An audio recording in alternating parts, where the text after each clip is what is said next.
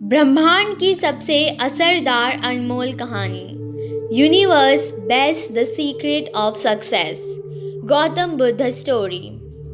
गौतम बुद्ध ने अपने शिष्यों को बताया कि अधिक काम करो और कम सोचो, जिससे जीवन में होने वाली परेशानियों से बचा जा सके। एक कहानी में एक संत और एक गरीब व्यक्ति की बात है। गरीब व्यक्ति संत से आश्रम में रहने की प्रार्थना करता है और संत उसे एक गाय सौंपते हैं जिससे वह दूध प्राप्त कर सके। वह गाय की सेवा करके खुश रहने लगता है और ईश्वर का जाप करता है, लेकिन बाद में गाय मर जाती है, जिससे शिष्य दुखी हो जाता है और पूजा करना छोड़ देता है। संत से मिलकर अपनी परेशानी बताता है। संत उसका दुख समझते हैं और बताते हैं कि सुख और दुख दोनों में संतुलन बनाना चाहिए। कुछ समय बाद गाय लौट आती है और शिष्य फिर से खुश रहने लगता है। संत उसे समझाते हैं कि जीवन में हर परिस्थिति में खुश रहना आवश्यक है और ऐसी स्थिति में खुद को दुखी नहीं करना चाहिए। जब हम खुशी में रहते हैं तो दुख का अनुभव कम करता है। उस संत की सीख जीवन के संघर्षों में दुख और सुख को स्थायी रूप से समझने का अवसर देती है। राजा ने साधु की बात सुनकर महसूस किया कि उसकी दयालुता और प्रजा के प्रति उसके कर्तव्यों का सही प्रभाव है। साधु ने आगे कहा कि जब राजा अपनी प्रजा के प्रति ऐसे ही समर्पित रहेगा तब उनके जीवन में सुख और समृद्धि बने रहेगी। राजा ने साधु से अन्न और फल की मिठास की बात की, जिसने उसे दयालुता का मूल्य समझाया। वह सोचने लगा कि यदि उसका शासन इस तरह ही सच्ची सेवा और प्रेम में भरा रहे तो उसकी प्रजा सदैव सुखी रहेगी। राजा ने वह दिन याद किया जब उसने अपने प्रजा की भलाई के लिए कठोर परिश्रम किया था। साधु की उपस्थिति ने उसे प्रेरित किया और उसे ठान लिया कि वह अपने कर्तव्यों को और अधिक गंभीरता से निभाएगा। राजा ने साधु को प्रणाम किया और उनसे विदाई ली, यह विचार करते हुए कि अपने राज्य की प्रजा के लिए वह किस प्रकार और योगदान दे सकता है। राजा ने लौटते समय यह ठाना कि वह न केवल स्वर्ण और ऐश्वर्य के प्रति बनेगा बल्कि दयालुता और न्याय का भी प्रतीक बनेगा। वह अपनी प्रजा के बीच उसी सरलता से आएगा जैसे वह साधु के पास आया था। इस प्रकार राजा और साधु की मुलाकात ने उसे एक नई राह दिखाई, जिसमें सेवा और समर्पण का मूल्य सबसे ऊपर था। उस व्यक्ति ने दोनों को पानी दिया और उनकी प्यास बुझाई, लेकिन उनकी आंखों में चिंता और दुख साफ दिखाई दे रहा था। गुरु ने देखा और पूछा कि उसकी फसल कैसी है। उसने बताया कि उसकी फसल खराब हो गई है क्योंकि उसने अपनी खेती को समय नहीं दिया और उसकी दयनीय स्थिति के कारण उसे कहीं और काम करना पड़ा। गुरु ने उसे समझाया कि यदि वह अपनी मेहनत और समर्पण से खेत पर ध्यान देगा तो निश्चित रूप से उसकी फसल भी अच्छी होगी। उसने उसे बताया कि मेहनत और त्याग के बिना कुछ भी हासिल नहीं होता।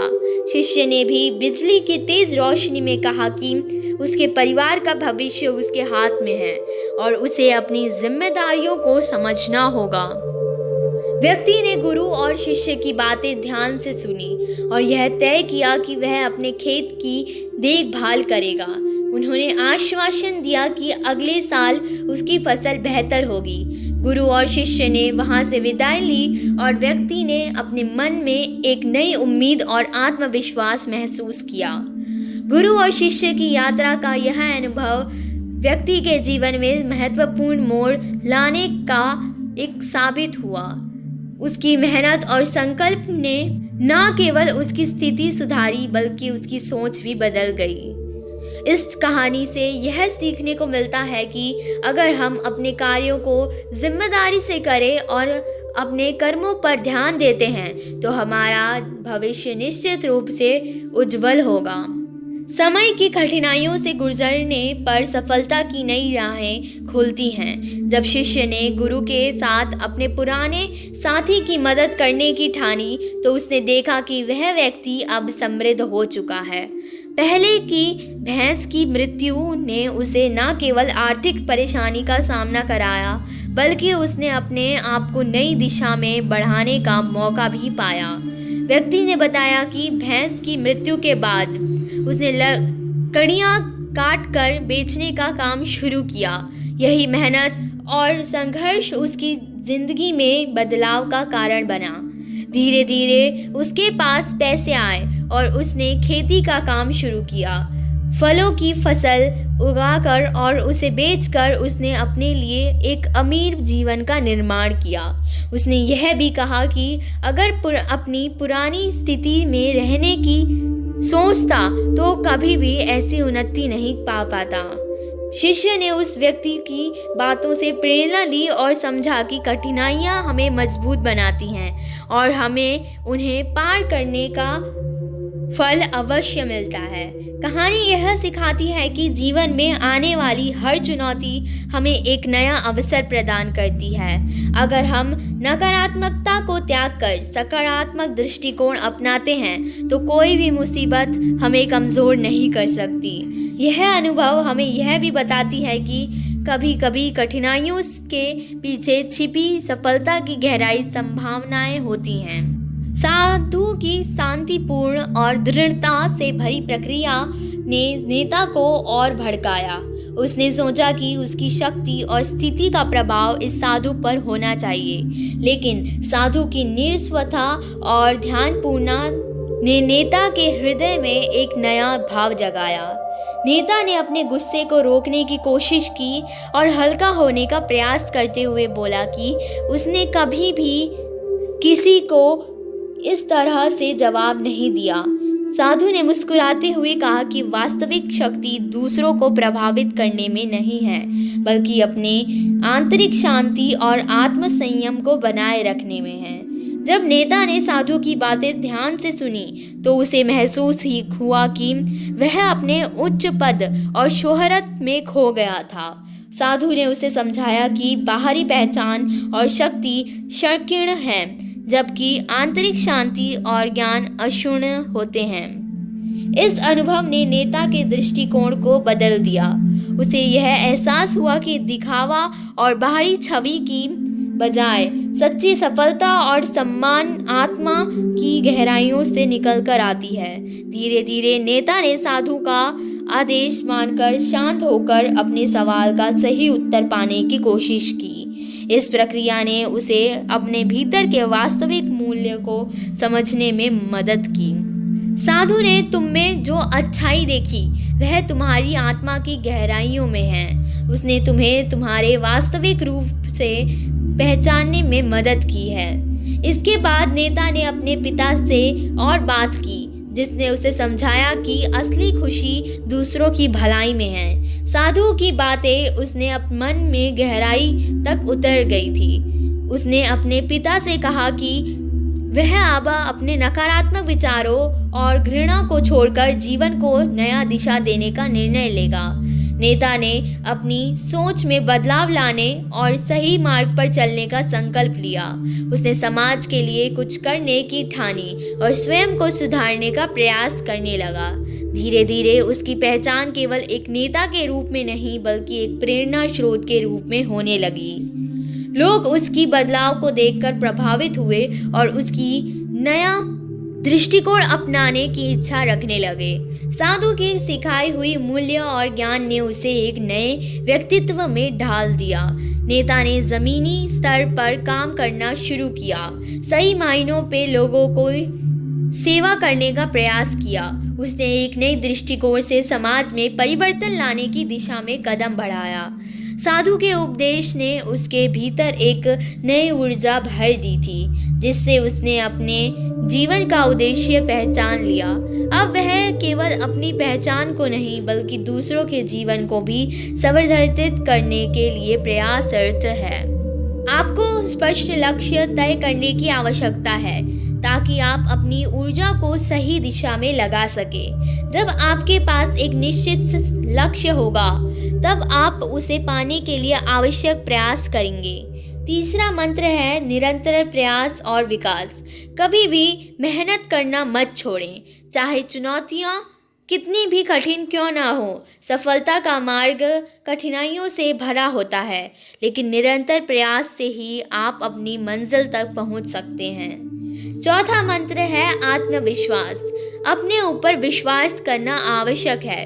जब आप अपने अधिकारों और क्षमताओं को पहचानेंगे, तभी आप बड़ी चुनौतियों का सामना कर पाएंगे। आत्मविश्वास ही आपको आगे बढ़ने की शक्ति देगा। पांचवा मंत्र समुदाय और सहयोग। अकेले प्रयास करने से ज़्यादा सफल होने के लिए सहयोग करना महत्वपूर्ण है। अच्छे संबंध बनाकर दूसरों की मदद लेकर आप अपने लक्ष्यों को तेजी से हासिल कर सकते हैं। छठा मंत्र है सेवा और दया। जब आप अपने ज्ञान और संसाधनों को दूसरों के साथ साझा करते हैं, तब आप न केवल उन्हें मदद करते हैं, बल्कि अपने जीवन को भी अर्थपूर्ण बनाते हैं। और आखिरी मंत्र है ध्यान और साधना। ध्यान से न केवल मानसिक शांति मिलती है, बल्कि यह आपकी सोचने की प्रक्रिया को भी स्पष्ट करता है।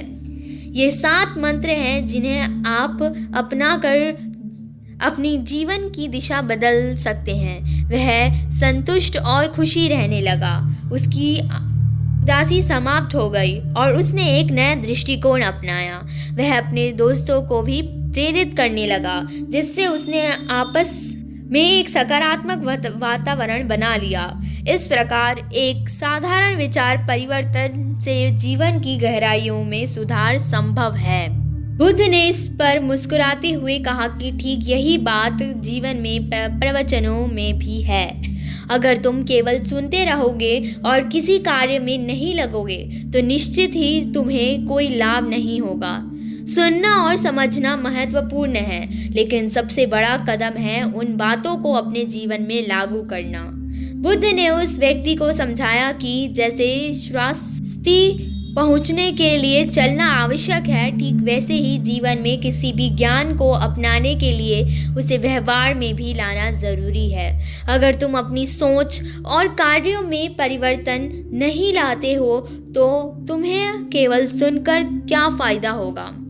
यहाँ पर स्पष्ट होता है कि ज्ञान का उपयोग ही इसका असली मूल्य है। गौतम बुद्ध के उपदेशों को तामील करना और उनके अनुसार अपने विचारों और कार्यों को ढालना ही सच्ची सफलता की ओर ले जाता है।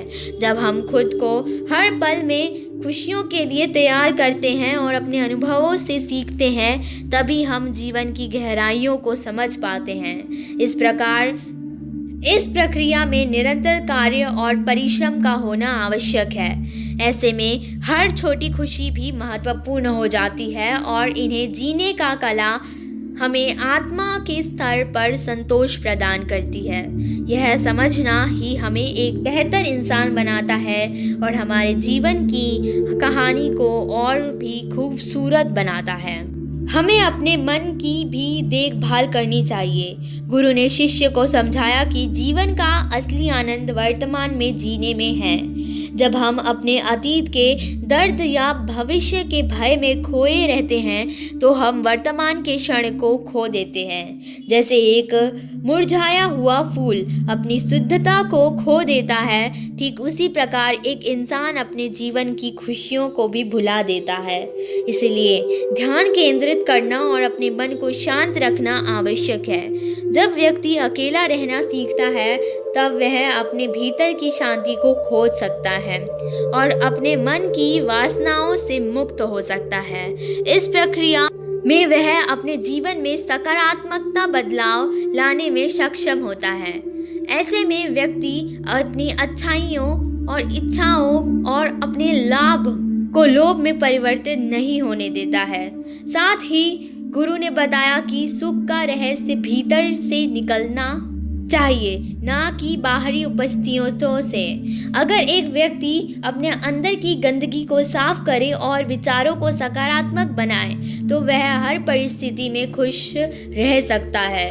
इस प्रकार हम सभी को चाहिए कि हम अपने जीवन में ऐसे अनुभवों की तलाश करें जो हमें मानसिक शांति प्रदान करे और हमें वर्तमान में जीने की प्रेरणा दे, क्योंकि यही सच्ची सफलता का मार्ग है। गुरु ने शिष्य को बताया कि समय समय पर हमें अपने मन और मस्तिष्क की गंदगी को साफ करते रहना चाहिए, जिससे हमारी बुद्धि की क्षमता तेज हो सके और हम सदैव आनंद में रह सके। शिष्य ने पूछा कि जिन लोगों के पास सब कुछ होता है वे दुखी क्यों होते हैं, जबकि जिनके पास कुछ नहीं होता है वे अक्सर आनंदित क्यों रहते हैं। गुरु ने उत्तर दिया कि कई लोगों को जब सब कुछ हासिल हो जाता है तो उन्हें समझ आता है कि ये सारी सुख सुविधाएं व्यर्थ हैं। उन्हें यह एहसास होता है कि उन्होंने अपनी ऊर्जा और समय बेकार की चीज़ों में बर्बाद कर दिया है और असली शांति से दूर हो गए हैं। इसके विपरीत जिनके पास कुछ नहीं होता है वे अपनी इच्छाओं और सपनों के साथ प्रेरित होते हैं। उनकी यह लालसा उन्हें उत्साहित रखती है और जीवन में आगे बढ़ने के लिए ऊर्जा प्रदान करती है। गुरु ने एक सूखे पेड़ की ओर इशारा करते हुए कहा कि कभी वह पेड़ हरा भरा था, फलों से लदा हुआ था, लेकिन अब उसे खूबसूरत बनाने के लिए कुछ भी नहीं बचा है। इसी प्रकार व्यक्ति अपनी दौड़ में इतना खो जाता है कि वह भूल जाता है कि उसकी अंतिम मंजिल मृत्यु है। अगर वह इस दौड़ से ठहर कर देख सके कि जीत और विफलता का मूल्य क्या है तो शायद उसकी सोच में बदलाव आएगा। गुरु ने इसे स्पष्ट करते हुए कहा कि इस जीवन की दौड़ में सफल होने का सपना देखने वाले अक्सर अंतिम लक्ष्य को भूल जाते हैं और जब तक वे अपनी वास्तविकता को नहीं समझेंगे तब तक वे असली सुख नहीं पा सकेंगे। अंतिम चरण को समझते हुए गुरु ने बताया कि एक व्यक्ति जो अपने जीवन में सुख और आनंद की खोज करता है उसे बेकार की गतिविधियों से बचना होगा और उन कार्यों की ओर बढ़ना होगा जो उसे सच में खुशी प्रदान करें। गुरु ने स्वयं को उदाहरण देते हुए कहा कि एक सच्चा योगी वही होता है जो जीवन की दौड़ में ठहर जाता है और यह समझ लेता है कि अंततः सभी को मृत्यु को प्राप्त होना है। इसलिए वह बाहरी सुख सुविधाओं की बजाय अपने मन और मस्तिष्क को एक नई दिशा में ले जाने का प्रयास करता है। जब शिष्य ने पूछा कि क्या गृहस्थ जीवन जीने वाला व्यक्ति भी आनंद की प्राप्ति कर सकता है तो गुरु ने स्पष्टता से उत्तर दिया कि बिल्कुल ऐसा संभव है। अगर सब लोग इस रास्ते पर चले तो प्रकृति का संतुलन गड़बड़ा सकता है। एक योगी अपने भीतर की खोज करता है और दूसरों को भी बताता है कि कैसे वे अपने गृहस्थ जीवन में आनंद प्राप्त कर सकता है। गुरु ने समझाया कि मन और मस्तिष्क की सफाई आवश्यक है। लोग अक्सर अपने शरीर का ध्यान रखते हैं लेकिन मन और मस्तिष्क की देखभाल नहीं करते, जिससे वे बूढ़े और थकने लग जाते हैं। जब मन और मस्तिष्क में नयापन नहीं पड़ रहता तो उदासी का एहसास होता है। गुरु ने यह भी बताया कि जीवन में कई घटनाएं होती हैं जिनका असर पड़ता है। ये घटनाएं मन में गांठें बना देती हैं जो आगे के निर्णयों और विचारों को प्रभावित करती हैं। ऐसे में व्यक्ति की दृष्टि भ्रमित हो जाती है और वह सच्चाई को नहीं देख पाता। इसीलिए आवश्यक है कि हर व्यक्ति अपने मन की सफाई करे और पुरानी बाधाओं को पहचानते हुए उन्हें छोड़ दे ताकि वह अपनी जिंदगी में नई ऊर्जा और ताजगी का अनुभव कर सके। शिष्य ने अपनी गलती स्वीकार करते हुए कहा कि कांटा उसके पैर में इसीलिए लगा क्योंकि उसने बाहर की बातों पर ध्यान नहीं दिया। गुरु ने उसे समझाया कि यह जीवन की एक महत्वपूर्ण सीख है। लोग अपने अनुभवों और अतीत की घटनाओं से इतना प्रभावित हो जाते हैं कि वे अपने नए अनुभवों को सही तरीके से समझ नहीं पाते हैं। जब किसी ने धोखा दिया तो वह केवल उस व्यक्ति की नकारात्मकता थी, ना कि उसकी बाहरी स्थिति। इस प्रकार मनुष्य अतीत के घाघातों में अपने मन में जिंदा रहता है और यह उसके आगे की यात्रा में रुकावट डालती है। गुरु ने उदाहरण दिया कि जैसे यदि एक बुरी आंखों वाले व्यक्ति ने धोखा दिया तो लोग सोचते हैं कि सभी ऐसा ही करेंगे, जबकि सच्चाई यह है कि हर इंसान अलग होता है। ज़रूरी यह है कि व्यक्ति अतीत को छोड़कर वर्तमान में जिए और अपने अनुभवों से सीख कर अपनी सोच को सकारात्मक दिशा में ले जाएं। शिष्य ने अनुभव किया कि जब वह अतीत की घटनाओं से मुक्त होकर आगे बढ़ेगा तो उसकी दृष्टि साफ होगी। गुरु ने कहा कि ध्यान न देना भी एक प्रकार की लापरवाही है और इसे समझकर ही व्यक्ति अपने जीवन में सुधार ला सकता है। यहाँ तक कि अगर कोई कांटा पैर में चुभता है तो उसके पीछे केवल बाहरी परिस्थितियों को जिम्मेदार ठहराना उचित नहीं है। उसकी जिम्मेदारी स्वयं पर आनी चाहिए। यही सिखाता है कि हर व्यक्ति को अपने कार्यों पर ध्यान देना चाहिए और जीवन में आए अनुभवों से सही तरीके से सीखना चाहिए। अनुभवों को खुद की सोच से नहीं जोड़ना चाहिए, बल्कि अब उन्हें केवल एक पाठ के रूप में लेना चाहिए ताकि भविष्य में बेहतर निर्णय ले सकें। गुरु ने शिष्य को समझाया कि कांटे कभी नहीं लगते, बल्कि मन की बातें ही सबसे बड़ी बाधा बन जाती हैं। जब हम अपनी भावनाओं को भीतर दबाए रखते हैं तो वह नहीं केवल हमारी परेशानी करती हैं, बल्कि हमें दुख भी सेकती हैं। इसीलिए अपनी भावनाओं को व्यक्त करना अत्यंत आवश्यक हो जाता है। उन्होंने बताया कि जो लोग अपने मन की बात खुलकर कहते हैं वे जीवन में अधिक आनंदित रहते हैं, क्योंकि उनका मन का बोझ हल्का हो जाता है। कुछ लोग अपने मन की बातें किसी के सामने नहीं रखते, जिससे वे अपने अंदर ही दुख रहते हैं। इसके विपरीत कुछ ऐसे लोग होते हैं जो अपनी भावनाओं को तुरंत व्यक्त कर देते हैं। जब कोई व्यक्ति खुश या दुख को व्यक्त करता है तो वह अपने अंदर के वेग को बाहर निकालता है। इससे अंदर का संचित तनाव समाप्त होता है और मानसिक शांति को प्राप्त हो जाती है। गुरु ने उदाहरण दिया कि जैसे तेज हवा या बहाव वाला पानी रुकावटों को तोड़ चलता है, वैसे ही मन की भावनाओं को बाहर निकालना भी आवश्यक है। अगर हम अपनी भावनाओं को बांधने की कोशिश करते रहेंगे तो वे हमारे मन को दूषित कर देंगे।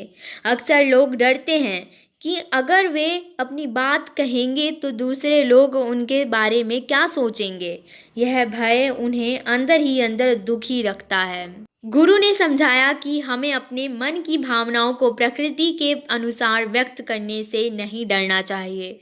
जब हम अपने भीतर के वेग को रोकते हैं तो वो हमारे मानसिक स्वास्थ्य को प्रभावित करता है। इसीलिए महत्वपूर्ण यह है कि हम अपने अनुभवों को साझा करें और उन्हें एक स्वस्थ तरीके से व्यक्त करें, ताकि मन की शांति और खुशी को बनाए जा सके। अगर कोई व्यक्ति अपनी भावनाओं को व्यक्त करने की हिम्मत कर सकता है तो उसका जीवन एक नया मोड़ ले सकता है। यह आदत अगर एक बार दिमाग में बैठ गई तो वो जीवन भर दूसरों के सामने अपने विचार और भावनाएं साझा करने में संकोच नहीं करेगा। इस परिवर्तन के लिए 21 दिनों का नियमित अभ्यास आवश्यक है। इस अवधि में व्यक्ति को अपने मन में किसी भी बात को दबाकर नहीं रखना चाहिए। यदि किसी के बारे में सकारात्मक विचार आते हैं तो उन्हें व्यक्त करें और नकारात्मक विचार भी बेझिझक कहें। यहाँ परिणामों के बारे में चिंता करने की आवश्यकता नहीं है। ध्यान केवल अपने मन की स्थिति को दुरुस्त करने पर होना चाहिए। जब आप अपने विचार स्पष्टता से व्यक्त करेंगे तो आपका आत्मविश्वास खुद ब खुद बढ़ जाएगा और आपके मन में से जो डर है वो ख़त्म हो जाएगा। हालांकि सही तरीके से भावनाएं व्यक्त करना कभी कभी चुनौतीपूर्ण हो सकता है, लेकिन इसी प्रकार के अभ्यास आपके लिए नए अवसरों का द्वार खोलेंगे और आप ईमानदार संचार का अभ्यास कर सकेंगे। अक्सर हम दूसरों को प्रभावित करने के लिए झूठी बातें करते हैं जो हमारे अस्तित्व को निष्क्रिय बना देती हैं। इसलिए जब भी आप किसी से बात करें, यह ध्यान में रखें कि आपकी भावनाओं के पीछे क्या कारण है। जैसे कि एक कर्मचारी अपने मालिक के प्रति महसूस कर रहा है, आक्रोश की भावना तब उत्पन्न होते हैं जब वह काम ठीक से नहीं कर पाता और मालिक उसे डांटता है। लेकिन यदि वह अपने काम में अच्छा कर रहा है और फिर भी मालिक की प्रतिक्रियाएं नकारात्मक है, तो उसे खुलकर अपनी भावनाएं व्यक्त करने का अधिकार है। यह बिना किसी डर के करना चाहिए, क्योंकि सच बोलने का साहस ही आगे बढ़ने का मूल मंत्र है। यदि आप अपनी भावनाओं को दूसरे के सामने रखते हैं कि हिम्मत नहीं जुटा सकते, तो आपका आत्मविश्वास धीरे धीरे गिरने लगेगा। इसके लिए एक और अभ्यास करना है, जिसके तहत आपको अपने जीवन में कम से कम एक ऐसा व्यक्ति खोजना है जिसके सामने आप अपनी सभी बातें बिना किसी डर के साथ कर सके। इसमें कोई बात छोटी या बड़ी नहीं होनी चाहिए। आपको अपने सभी अनुभव साझा करने का प्रयास करना है। इस प्रक्रिया में आपको यह समझने में मदद होगी कि आपका मन घटनाओं के प्रति कैसे प्रतिक्रिया देता है और आप अपने मन को बेहतर तरीके से जान पाएंगे। इसके साथ ही योग निद्रा का अभ्यास भी महत्वपूर्ण है। योग निद्रा कैसे करना है, इस पर वीडियो उपलब्ध है, जिससे आप उसे अपनी दिनचर्या में शामिल कर सकते हैं। इस चर्चा के अंत में गुरु और शिष्य जंगल पर उसको पार करके अपने आश्रम में पहुंच जाते हैं। कहानी यहाँ ख़त्म होती है, लेकिन इसके बाद एक नई कहानी का आरंभ होता है, जिसमें एक समुद्र के किनारे एक गुरु अपने आश्रम में निवास करता है। यह गुरु हजारों शिष्यों को ज्ञान प्रदान करता है। उनके ज्ञान का तरीका अनूठा होता है। वह अपने शिष्यों को उपदेश देकर उनका ज्ञान बढ़ाते हैं और फिर उन्हें उस ज्ञान को अपने जीवन में लागू करने के लिए प्रेरित करते हैं। एक बार एक सम्राट अपने पुत्र के साथ उस गुरु के पास आता है और प्रार्थना करता है कि वह उसके बेटे को आश्रम में शिक्षा प्रदान कर दे। गुरु के सम्राट के साथ मिले, जिसमें बेटे से कहा कि उसे इस आश्रम में साधारण शिष्यों की तरह रहना होगा, ताकि वह सही तरीके से ज्ञान ग्रहण कर सके। सम्राट ने समझा कि यह ज्ञान प्राप्ति का सही तरीका है, इसलिए उसने अपने बेटे को गुरु के पास छोड़ने का सहमति जताई। गुरु ने कहा कि यदि वह अपने आप को दूसरों से बड़ा महसूस करेगा तो वह ज्ञान नहीं ले पाएगा। जो लोग अपने आप को साधारण समझते हैं वही सच्चे ज्ञान के पथ पर आगे बढ़ जाते हैं। जब सम्राट का बेटा समुद्र के किनारे खड़ा हुआ और आंसू बहलाने लगा तो गुरु ने उसे सांत्वना दी। उसने कहा कि जीवन में हर व्यक्ति अकेला होता है और यह समझना ज़रूरी है कि वही इंसान आत्मज्ञान की ओर बढ़ता है, और जो अकेला रहना सीख जाता है वह अपने जीवन में सफल होता है। अगर आपको यह कहानी अच्छी लगी तो धार्मिक सुविचार चैनल को सब्सक्राइब, लाइक और शेयर करना ना भूलें। धन्यवाद। ब्रह्मांड की सबसे असरदार अनमोल कहानी, universe best the secret of success, Gautam Buddha story. Gautam Buddha ने अपने शिष्यों को बताया कि अधिक काम करो और कम सोचो, जिससे जीवन में होने वाली परेशानियों से बचा जा सके। एक कहानी में एक संत और एक गरीब व्यक्ति की बात है। गरीब व्यक्ति संत से आश्रम में रहने की प्रार्थना करता है और संत उसे एक गाय सौंपते हैं, जिससे वह दूध